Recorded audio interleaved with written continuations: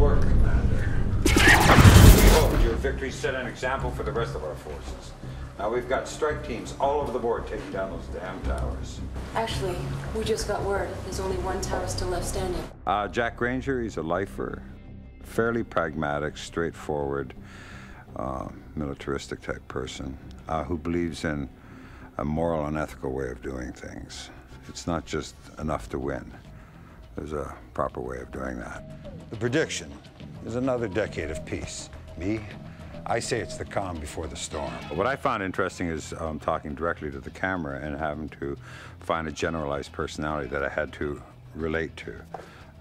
Knowing that the fellow sitting out there could be any male, female, ranging from 16 to 66, in different mode of dress at different times of day with different forms of food in their hand while they're playing. So that try and find a way that you could, in a very general sense, be able to relate to them and have them relate to you without being overbearing. Look, the good news is Boyle's a sharp man with control of the purse strings, and we're going to need every penny we have to win this. I found it a nice acting problem.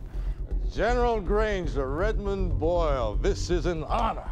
This is a very interesting video game. This kind of hits home for me. I mean, this is the kind of game that I could get into. This time is different. This time, the public will accept nothing less than total victory. Because, you know, here you're thrust into the situation as a player. You're thrust into this whole situation that's going on. And it's like everything can go up in smoke, or you can make a choice that you know, where you can buy time. The public wants payback, an eye for an eye. And that's exactly what we're going to give them.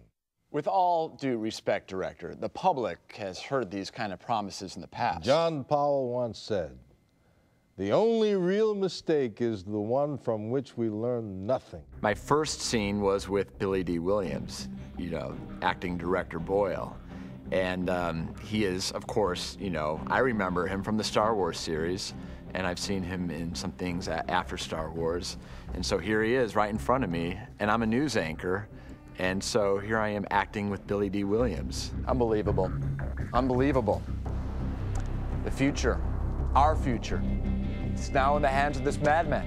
Well, Electronic Arts decided that in the third installment of their Command&Conquer series, they would actually use real-life reporters and news people in their game, and they reached out to me and asked me if I would be one of these news reporters. With victories here in the New Eden Blue Zone, GDI forces have sent the invaders into a surprising red zone retreat.